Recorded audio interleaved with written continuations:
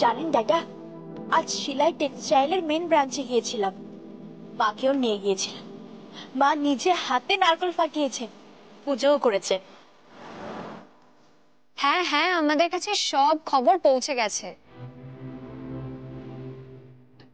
ভালোই তো আছো?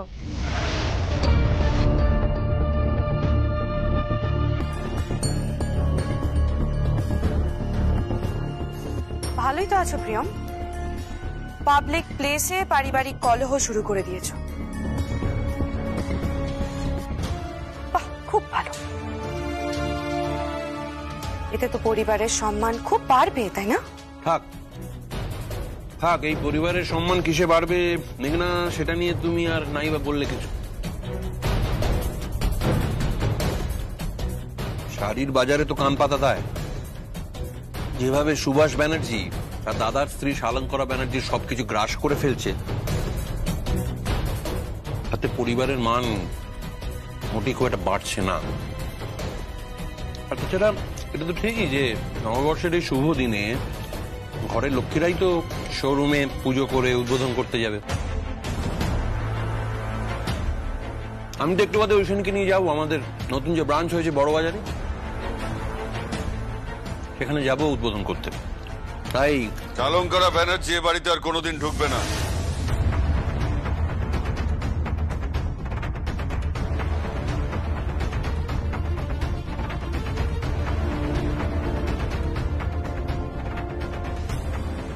এই সিদ্ধান্ত তুমিই নেবার কে? তোমার বাবা এখনো এই পরিবারে বর্তমান। তাতে কিছু যায় আসে না। এই বাড়ি, এই বিজনেস, সমস্ত কিছু আমি আমার নামে ট্রান্সফার করে নিয়েছি। এই বাড়িতে যা কিছু হবে আমার ইচ্ছে মতো হবে।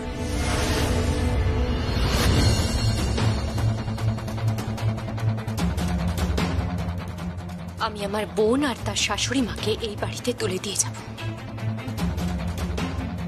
ঠিক তাই, ছিলাম ওর দিদি, আমি ওর জামাইবাবু। প্রিয়মের বাপের বাড়ির পক্ষ থেকে এটা আমাদের কর্তব্য। অসম্ভব। সম্ভব।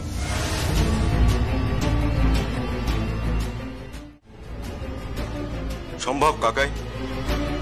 এই যে এখনো যে তুমি আমার সামনে দাঁড়িয়ে এত কথা বলছো না, সেটা আমার করুণায়। না হলে তোমাকে কবে থানায় তুলে নিয়ে গিয়ে বুঝিয়ে দিতাম বেআইনি কাজ করার মর্মটা কি। শুধুমাত্র আমি আমার মমকে কথা দিয়েছি বলে। আমার মম চাইছে যাতে পরিবারের সকলে একসাথে একই ছাদের নিচে থাকে। এটাই তো স্বাভাবিক সংকল্প। ঘরের বউরাই তো শেকড় বাকড় দিয়ে ঘরটাকে বেঁধে রাখে, একসঙ্গে রাখে, একই ছাদের নিচে সবাইকে নিয়ে বাঁচতে চায়।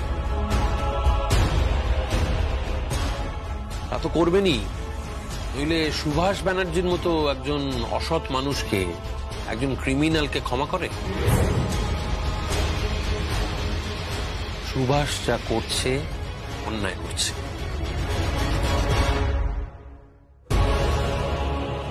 আর তুমি যেটা করছো ঠিক করছো।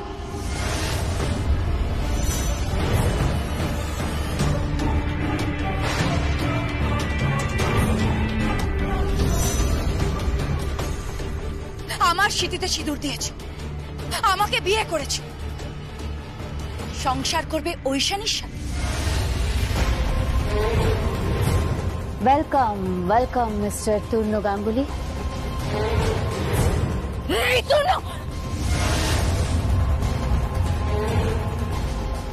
তূর্ণর মতো পরিশ্রমী সৎ ছেলেই তো আমাদের দরকার ছিল।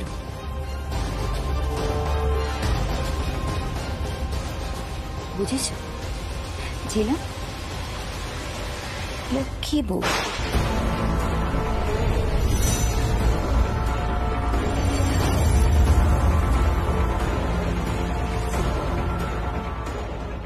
লোকে আমাকে বলে কাশ্মীরা।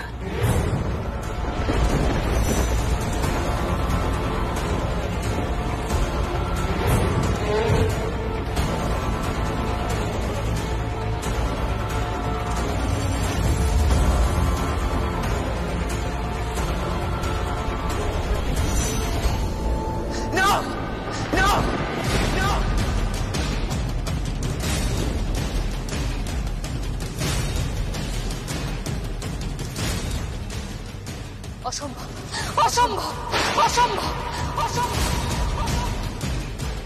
কি হয়েছে? কি হলো তোমাদের ঝিলম দিদি? কি দেখে তোমরা এত অবাক হয়ে গেলে?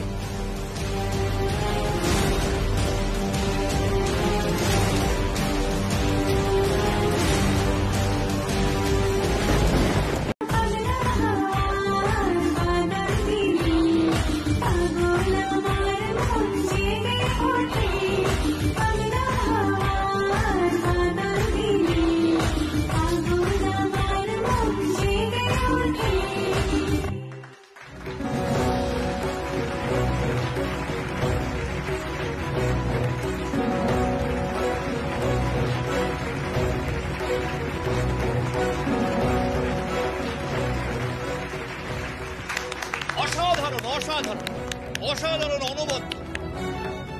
আমি স্বীকার করতে বাধ্য হচ্ছি, ব্যানার্জি পরিবারে এই প্রথম এরকম একটা অনবদ্য পয়লা বৈশাখ পালন হলো। কিন্তু আমাদের দুর্ভাগ্য, এই অসাধারণ পয়লা বৈশাখটা আমরা বাড়ির বাইরে পালন করলাম।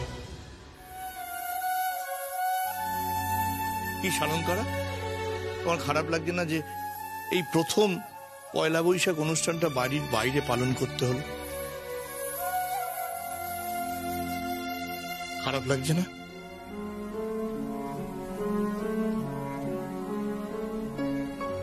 ফিরে চলো শালঙ্কা, আমি তোমাকে বলছি বাড়ি ফিরে চলো। না গো, আমি এখন ফিরবো না। আমি তখনই ফিরবো যখন ওই বাড়ির দরজায় দাঁড়িয়ে আমি আমার বৌমাকে বরণ করতে পারবো।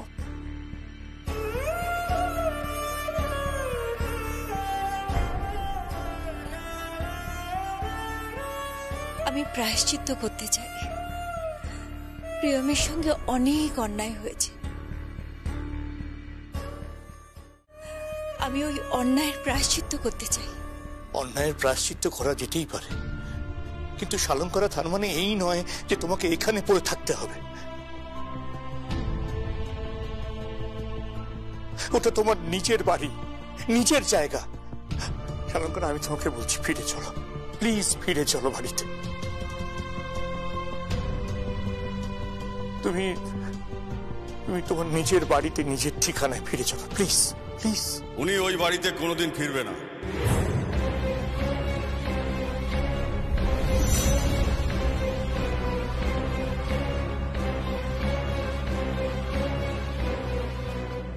চালঙ্করা ব্যানার্জি ওই বাড়িতে কোনোদিন ঢুকবে না।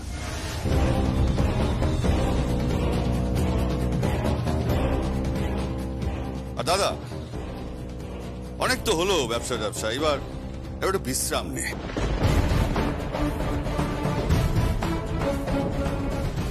তুই যদি বলিস আমি তোর আর বৌদির হরিদ্বারের টিকিট কেটে দিই,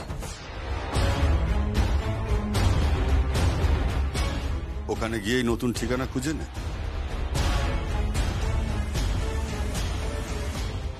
কি বলছিস সুভাষ? হ্যাঁ, ওই বাড়িতে আমরা আর ঢুকতে পারবো না? তুই আমাদের ওই বাড়িতে আর ঢুকতে দিবি না? না, দেব না। তোদের ওই বাড়িতে আর জায়গা হবে না।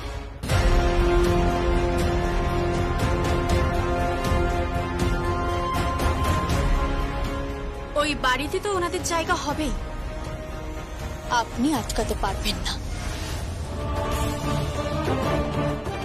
আপনি আমাদের মেয়েদের কি ভেবেছেন বলুন তো? আপনার হাতের পুতুল, যখন যেমন ইচ্ছা হবে সুতো ধরে টানবেন আর আমরা নাচবো। আপনি কি মনে করেছেন বলুন তো? কি হলো বলুন? শালঙ্করা ব্যানার্জি না আমি, কেউ জলে পড়ে নেই। আমি জানতামই না ওইভাবে আমার বিয়ে হবে। দিদির জন্য বিয়ের বেনারসি তৈরি করছিলাম।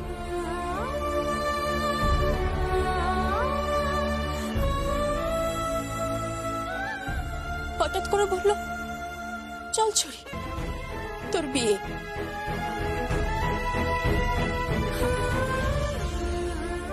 বোন, ও বেনারসি তোকেই পড়তে হবে। দিদির বেনারসি আমি পরবো কেন? তোর বিয়ে।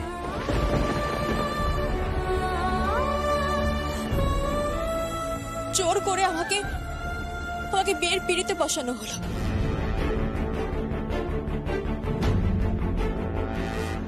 ওই লোকটা,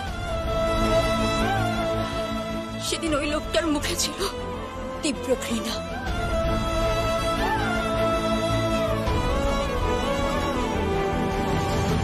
সবাই আমাকে অপমান করেছে, সবাই। আমার শাশুড়ি বা আমার শ্বশুর। প্রিয়া, তোমার মনে হয় না তুমি ভদ্রতার সীমা লঙ্ঘন করছো? ভদ্রতা, সভ্যতা সবকিছু সীমা অতিক্রমণ করছো তুমি। This is just too much. আমরা সবাই ভেবেছিলাম দাদার বিয়েতে খুব ভালো করে সেলিব্রেট করব। এমন একটা সিচুয়েশন ক্রিয়েট করলে না তুমি। সবাই আমাকে অপমান করছে, সবাই। শুধু পাশে ছিল আমার দিদি। একদম কাঁদবি না তুই, একদম কাঁদবি না। আর এসব কথা একদম বলবি না। সংকল্প খুব ভালো ছেলে, তোকে ঠিক মেনে নেবে বোন, দেখিস তোকে ঠিক মেনে নেবে।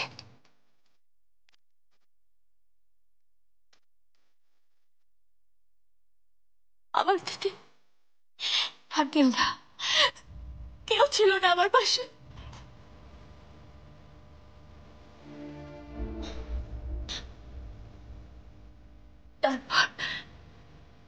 তারপর আমার স্বামী আমাকে বুঝতে শুরু করে।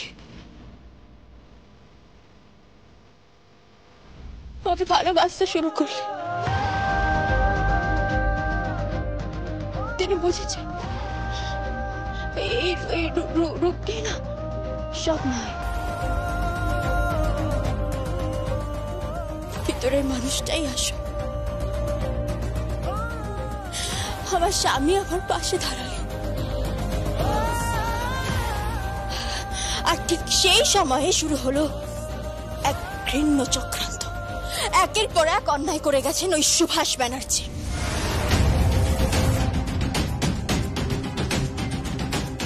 কখনো আমার সাথে, কখনো আমার দিদির সাথে, কখনো আমার শাশুড়ি মার সাথে। আর আপনি আমার শ্বশুর মশাই চুপচাপ দাঁড়িয়ে দেখে গেছেন। আর আজ আপনি প্রশ্ন করছেন আপনার স্ত্রী কেন এখানে আছে, কেন কামালপুরের মজুদদের সাথে পয়লা বৈশাখ উৎসব পালন করছে। প্রিয়ম, ব্যাপারটা তুমি বুঝতে পারছো না, বুঝতে পারছো না ব্যাপারটা। আঙ্কেল, কিচ্ছু বোঝার নেই। শালঙ্কারা ব্যানার্জি বাড়ি ফিরে যাবেন। আমার বোনের ধুমধাম করে বিয়ে দেব। যে অনিচ্ছুক মানুষটা, মানে ওই সংকল্প ব্যানার্জি, ওর থেকে মুখ ফিরিয়ে নিয়েছিল, এবার প্রিয়ম তার ভালোবাসা নিয়ে, তার কর্তব্য নিয়ে ওর পাশে বসে বিয়ে করবে।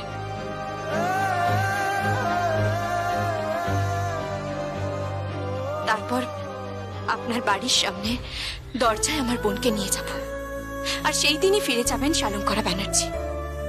আমার বোনকে বরণ করবেন, আমার বোনের নতুন গৃহপ্রবেশ হবে, আর শুরু হবে ওর নতুন জীবন। হ্যাঁ, যাবে তো, 100 বার যাবে। আমি তোমাদের পাশে আছি, পাশে আছি তোমাদের।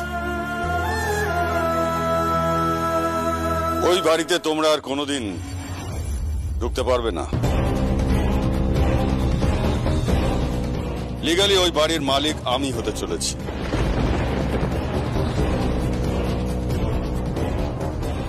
সমস্ত বিজনেসের মালিক আমি হতে চলেছি। দাদা, খেলা শেষ। খেলা তো সবে শুরু কাকাই, খেলা সবে শুরু। আর এই খেলার প্লেয়ারও আমি, রেফারিটাও আমি।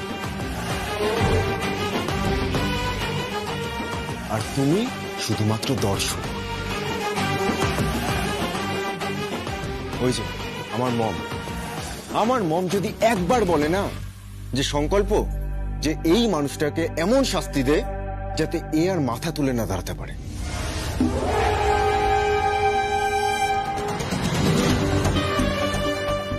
এই লোকটার মস্ত বড় ফোনাটা মাটিতে থেতলে দে,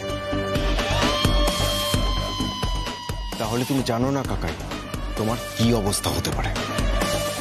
এই চিত্রটাই পাল্টে যাবে। না সংকল্প, না, আমি পরিবারের সবাইকে চাই। তুই তো আমাকে কথা দিয়েছিলি বাবা, তুই কথা দিয়েছিলি, আমাকে প্রিয়ম কথা দিয়েছিল, আমাকে ঝিলামও কথা দিয়েছে। আমার ভরা সংসার চাই, আগের মতো আমার ভরা সংসার চাই। আমার চাই একটা একান্নবর্তী পরিবার।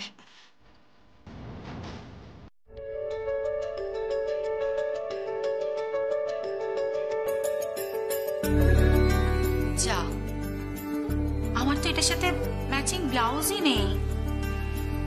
এখন আবার ম্যাচিং ব্লাউজ খুঁজতে হবে। ওই ঘরে দেখে আসি।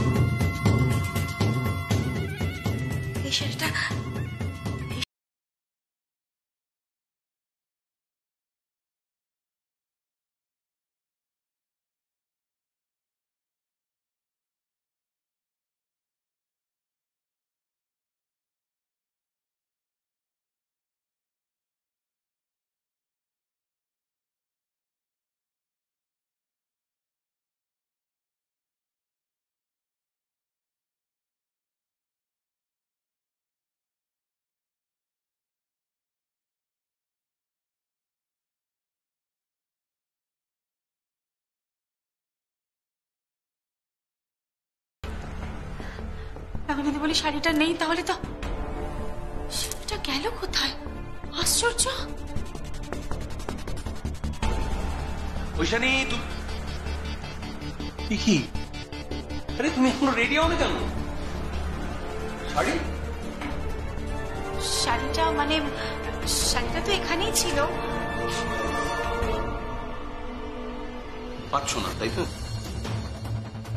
না মানে আসলে রিক, তুমি শাড়িটা খুঁজে পাচ্ছ না? না মানে হ্যাঁ পাচ্ছি না। আমি জানি তোমার শাড়িটা কোথায় গেছে। আমি জানি তোমার শাড়ি। ছাড়ো, দাঁড়াও, তুমি কোথায় যাচ্ছ? তোমার বোনের কাছে যাচ্ছি, কৌশালীর কাছে। সেই মেয়েটাকে আমি আর টলারেট করতে পারছি না। তুমি কেন বুঝতে পারছো না ঐশানী? ও বারবার তোমার আর আমার মাঝখানে চলে আসছে। আমি ভালোবেসে তোমাকে যে শাড়িটা দিয়েছি সেই শাড়িটা ও নিয়ে নিয়েছে। রিক, তুমি এতটা নিশ্চিত কি করে হচ্ছ বলো? কারণ আমি জানি ঐশানী, দেখো তোমাদের বাড়ির সবাই এখন কামালপুরে, ওখানে ওরা নতুন বছর সেলিব্রেট করছে। বাড়িতে আর একটাও প্রাণী নেই।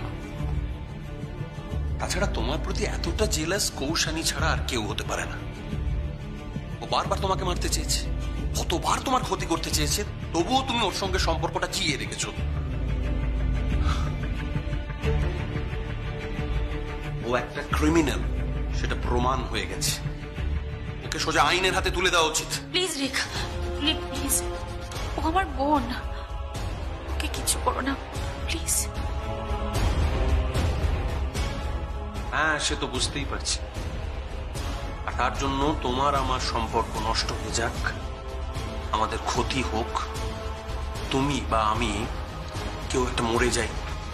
রিক, বলেছি না আমার মরণ হলেও তুমি যেন ঠিক থাকো। Too much Aishani. প্লিজ তুমি তাড়াতাড়ি রেডি হও, আমি যাচ্ছি। রাগ করছো কেন? প্লিজ যেও না, ছাড়ো। প্লিজ। ছাড়ো আমাকে।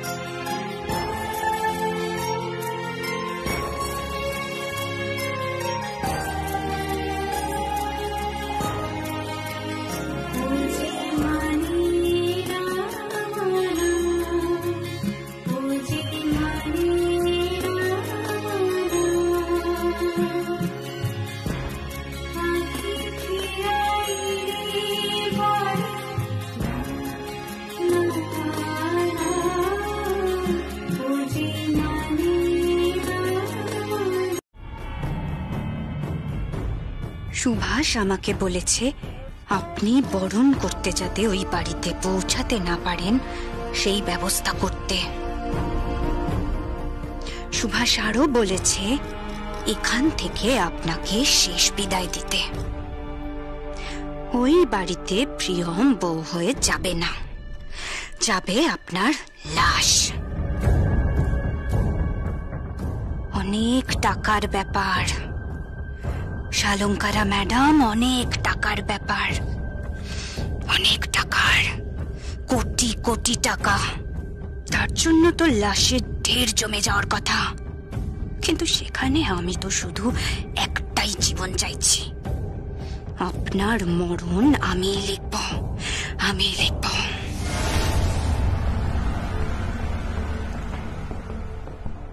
এই মেয়ে, কি হলো কি?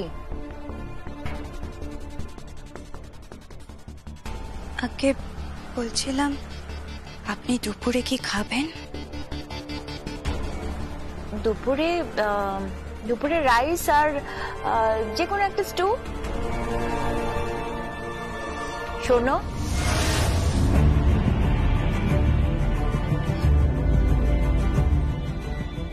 তুমি তো দেহাতি মেয়ে, রাইস স্টু এসবের মানে জানো? আগে আপনি যে রান্নাগুলোর নাম বললেন সেগুলো আমি আগে কখনো শুনিনি। তাহলে কি করে তুমি রান্না করতে চলে যাচ্ছিলে? আগে আমি সেটাই জেনে নিতে যাচ্ছিলাম। কার কাছে যাচ্ছিলে জানতে? ওই যে যিনি আমাকে এখানে কাজে নিয়ে এলেন তার কাছ থেকে। ও আবার এসব কি করে জানবে? ও তো এখানকার শাড়ির মজুর, ও কি করে জানবে? তাহলে আপনি বলে দিন। ভাত বোঝো তো? রাইস মানে ভাত। ওই ভাত অল্প করে একটু আর চিকেন স্টু বানাতে পারবে? আগে স্টুটা কি? ঠিক আছে ঠিক আছে, পরে তোমাকে বুঝিয়ে দেবো, এখন তুমি যাও।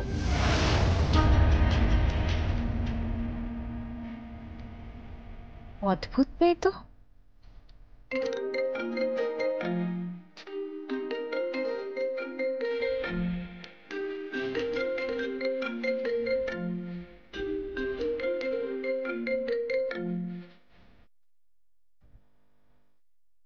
হ্যালো, হ্যাঁ সুভাষ, আমি এখানে ঢুকে পড়েছি। না না, কোনো চিন্তার কারণ নেই। আমি এখানে ততক্ষণই থাকবো যতক্ষণ ছিলাম আর প্রিয়ম বাইরে ব্যস্ত থাকবে, আর তারপর সুযোগ বুঝেই। দেখো সুভাষ, আমি জানি না যে আমি পাপ করছি না পুণ্য করছি, আমি শুধু এইটুকু জানি যে আমি তোমার জন্য সব করতে পারি, সব। আমি তোমার জন্য মরতেও পারি, মারতেও পারি।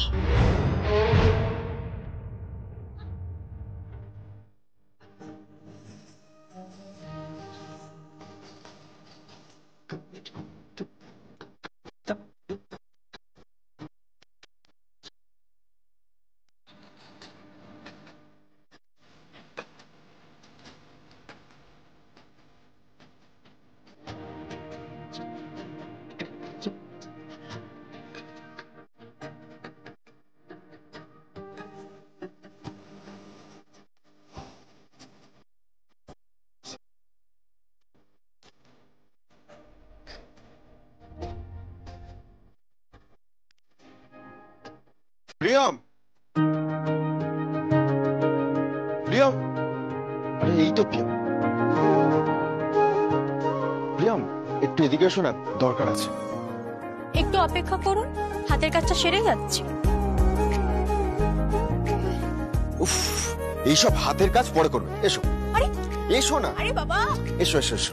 আরে দাঁড়ান, এসো, পড়ে এসো, যাবো তো। আরে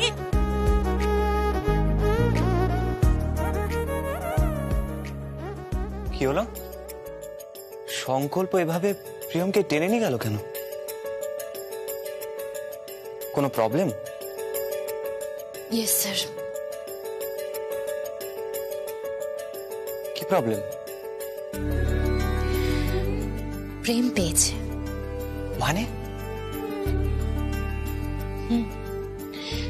মানে আমার বোনটাকে আমার ভগ্নিপতির খুব কাছে পেতে ইচ্ছে করছে, তাই তো এইভাবে ডাকাতের মতো তুলে নিয়ে গেল। কি করতে বলছো তুমি? Simple, it's very simple. ও যেমন আজ গিয়েছিল ঠিক একই ভাবে কালকে ও বাড়িতে যাবে, ঘোমটা টেনে কাজের লোক সেজে।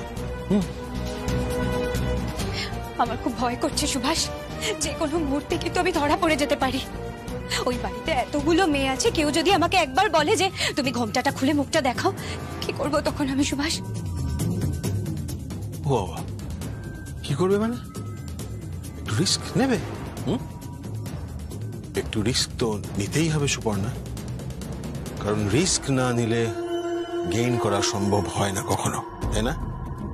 হ্যাঁ, দুজনে মিলে এত বড় সম্পত্তির মালিক মালকিন হতে চাইছো, এতগুলো শোরুম, গাড়ি বাড়ি, টাকা পয়সা, ব্যাংক ব্যালেন্স। রিস্ক না নিলে কি সেগুলো হাতে আসবে? আসবে না। সুভাষদা, একটা কথা মাথায় রেখো, প্রিয়ম যদি বউ হয়ে এই বাড়িতে ঢোকে তুমি কিন্তু শেষ। না, আমি শেষ হব না। আমি কিছুতেই শেষ হতে পারি না।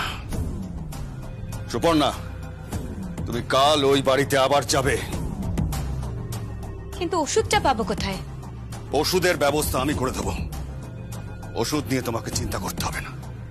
কাল আবার তুমি ওই বাড়িতে যাবে এবং খাবারে ওষুধ মেশাবে। সুপর্ণা, কাল যেন কোনো ভুলচুক না হয়।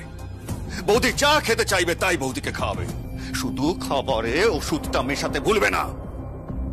খাবারে ওষুধ মিশিয়ে দিলেই ব্যাস, বৌদি চিরকালের মতো আর নড়তে পারবে না। বিছানায় শুয়ে শুয়েই মরবে।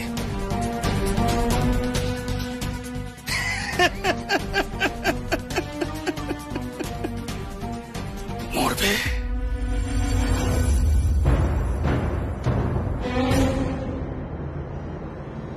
কি বলছো কি তুমি? আমি ঠিক বলছিলাম।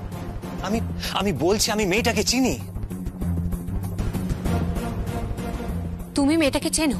হ্যাঁ হ্যাঁ, আমি কনফার্ম। ওর ওর ঘোমটাটা যখন উড়লো,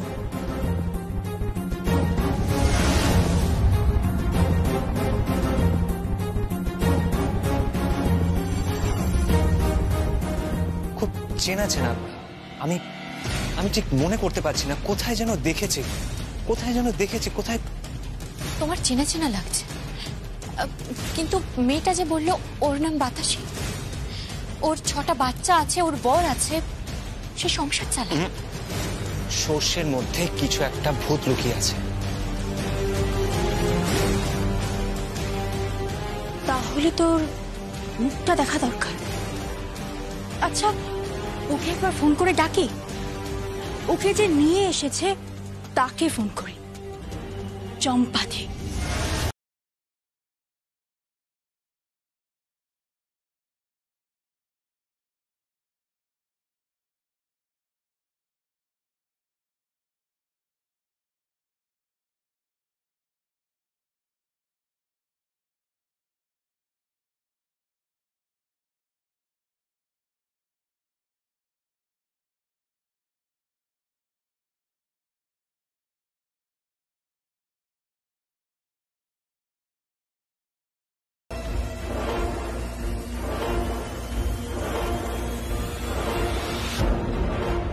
এখানে খাবারটা পড়েছিল না?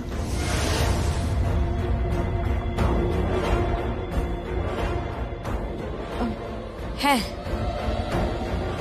কিন্তু খাবারের তো ছিটে ফোটা নেই কেন?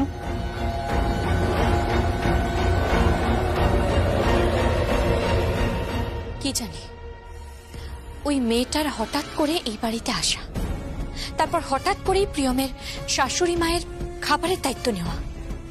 হ্যাঁ, মম বলছিল মম ওর কাছে রাইস আর স্টু চেয়েছিল,